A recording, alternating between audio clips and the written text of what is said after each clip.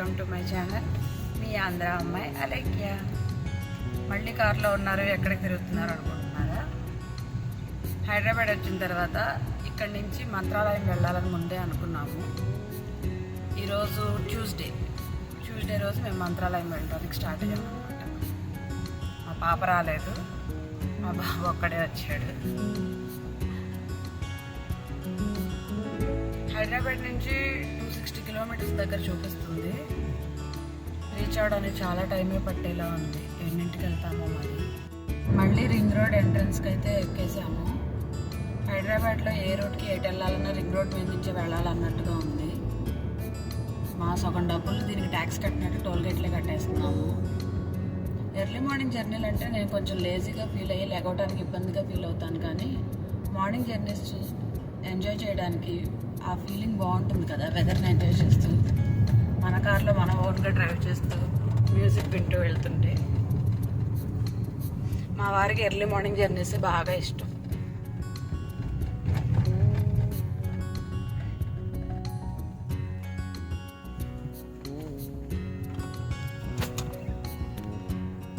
మా బ్రదర్ వాళ్ళ ఫ్యామిలీలు కూడా రమ్మని అడిగాం, కానీ వాళ్ళకి ఆఫీస్ వర్కులతో బిజీగా ఉండటం వల్ల వాళ్ళు రాలేకపోతున్నారు. వాళ్ళ వర్కుల్లో వాళ్ళు ఉంటే ఇంట్లో ఉంటే మాకు ఏం తోచట్లేదు కదా, ఎప్పటి నుంచి ఎలాగో వెళ్ళాలనుకుంటున్నాం కదా అని చెప్పి స్టార్ట్ అయిపోయాం.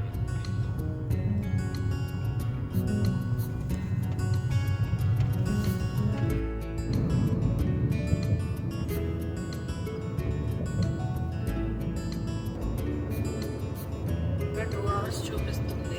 80 కిలోమీటర్స్ ఉందంట. ఎప్పుడు రీచ్ అవుతామో తెలియదు. స్టమక్ అప్సెట్ అయిందని పడుకున్నాడు.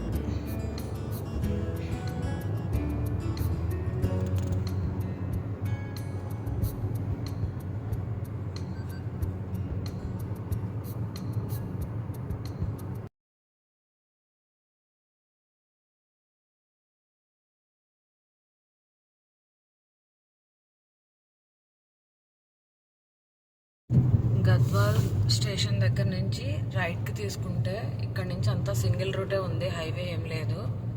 చాలా స్లోగా వెళ్ళాలి. రోడ్డు కూడా బాగోదన్నట్లుగా విన్నాను.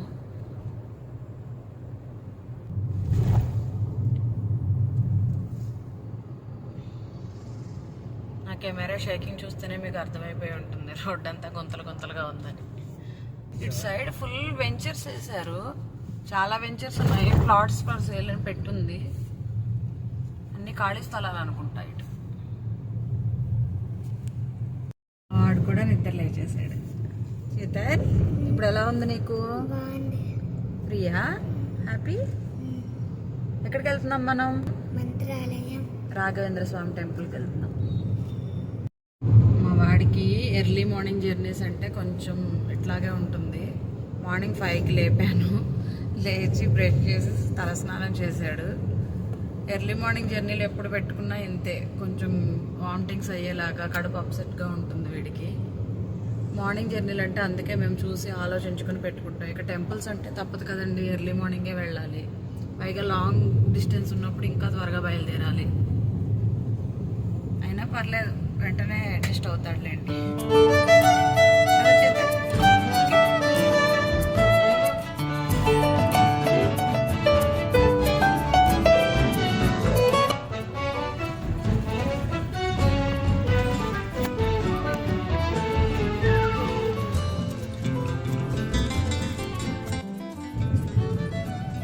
బొప్పాయి తోట అండి. చిన్న చిన్న చెట్లకే ఎన్ని కాయలు ఉన్నాయో.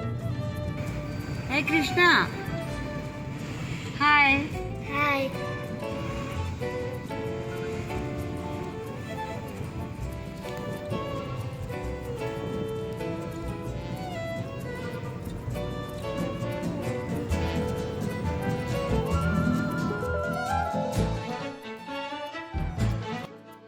హైవే దాటి మంత్రాలయం దగ్గరకు వచ్చే కొద్దీ రూట్ అస్సలు ఏం బాగోలేదండి. ఒక 60-70 కిలోమీటర్స్ వరకు ఇలాగే ఉంది. కార్లో కాబట్టి అంతంత మాత్రంగా వచ్చాం, కానీ బస్సెస్ అయితే ఇంకా చాలా కష్టమేమో అనిపించింది. రూట్ బాగోదని విన్నాను, కానీ మరీ ఇంత అనుకోలేదు. బట్ ఓకే, పర్వాలేదు కదా, కావాలనుకున్నప్పుడు అన్నీ అడ్జస్ట్ అవ్వాలి.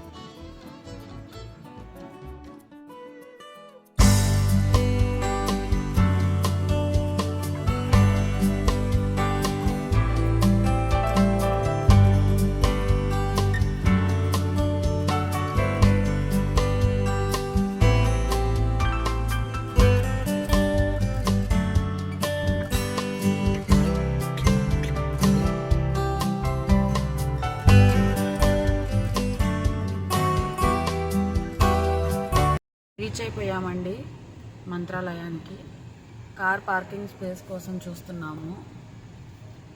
ఇది ఎంట్రన్స్ అన్నమాట. ఇటు పెట్టేసుకుందామా? బ్యాంక్ పార్కింగ్ ఏరియా ఇదంతా.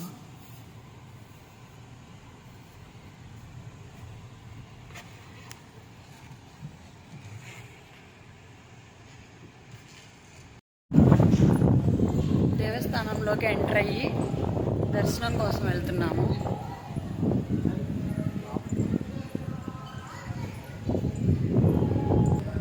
విషయం ఏంటంటే ఇక్కడ మగవాళ్ళు ప్యాంటు షర్టు అలా ఎంట్రీ ఇవ్వకూడదంటండి. పంచ లుంగి లేదా పై పంచతోనే రావాలంట. అది ముందే తెలుసు కాబట్టి ముందు జాగ్రత్తగా తెచ్చుకున్నాము మేము.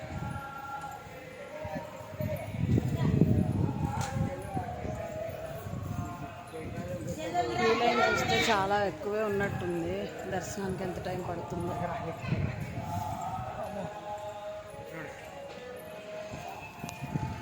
టెంపుల్లోకి ఎంటర్ అయిపోయి ఫస్ట్ దర్శనానికి అయితే వెళ్ళిపోయాము. ఎందుకంటే మళ్ళీ లేట్ అయిపోతే ఎక్కడ గుడి క్లోజ్ చేసేస్తే లేట్ అయిపోతుందోనని ఫస్ట్ దర్శనం చేసేసుకోవడానికి వెళ్ళిపోయాము. పైగా లైన్ కూడా చాలా ఉంది కదా. లైన్ చాలా ఉందనే కానీ చాలా త్వరగా లాగించేశారు. దర్శనం చాలా త్వరగానే అయిపోయింది మాకు.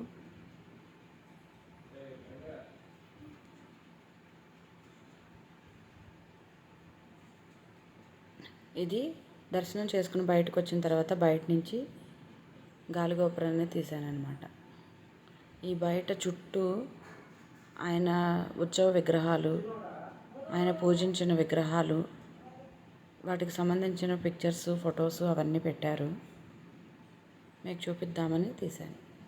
ఈయన రాఘవేంద్ర స్వామి.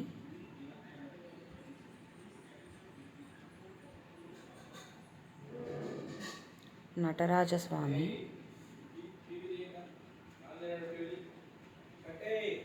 ఇది గుడికి టెంపుల్కి మొత్తం సంబంధించిన ఫుల్ అవుట్పుట్ నమూనా అంటారు కదండి, అదనమాట.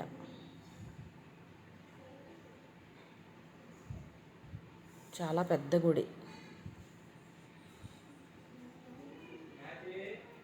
అక్కడి నుంచి కొంచెం పక్కకు వస్తే సేవా బుకింగ్ కౌంటర్, పక్కనే తులాభార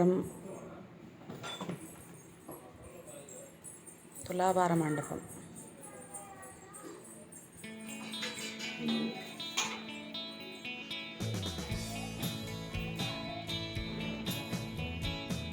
గర్భగుడి దాటి బయటకు వస్తే మనకు చుట్టూ ఇలా ఈ వైట్ కలర్ అంతా మండపం అండి.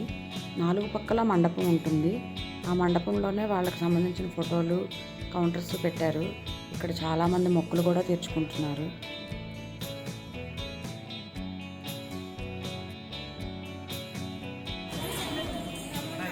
అక్కడి నుంచి కొంచెం ముందుకు వచ్చి రైట్కి వస్తే అన్నదాన కౌంటర్ ఉంటుందని చెప్పారు. అందుకే మేము స్వామివారి అన్నదాన ప్రసాదం కూడా రుచి చూడాలని అన్నసత్రానికి వెళ్ళాము. ఇదే అన్నదాన భోజనశాల. దర్శనం కన్నా ఇక్కడే ఎక్కువ లేదండి.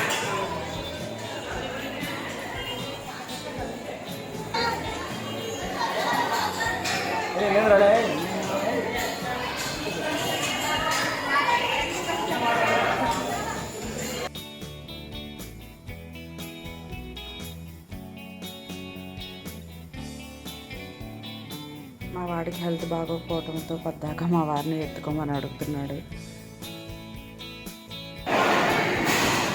భోజనం తీసుకోవడానికి క్యూలైంది. అందరూ భోజనం కూర్చొని ఒక్కటే భోజనం చేస్తున్నారు.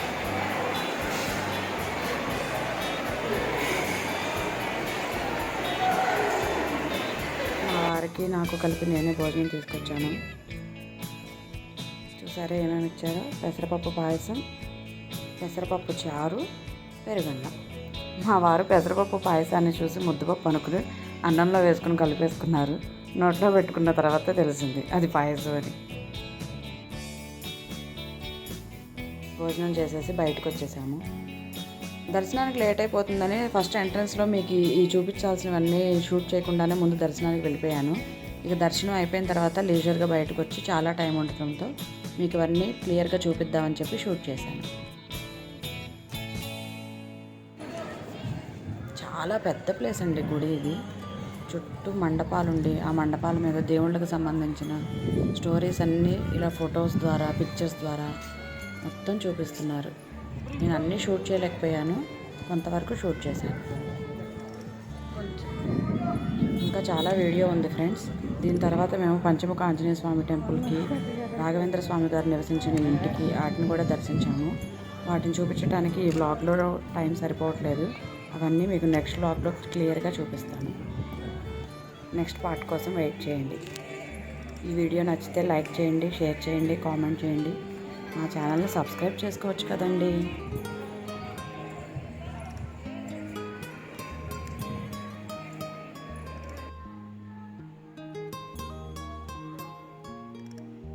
Thank you friends.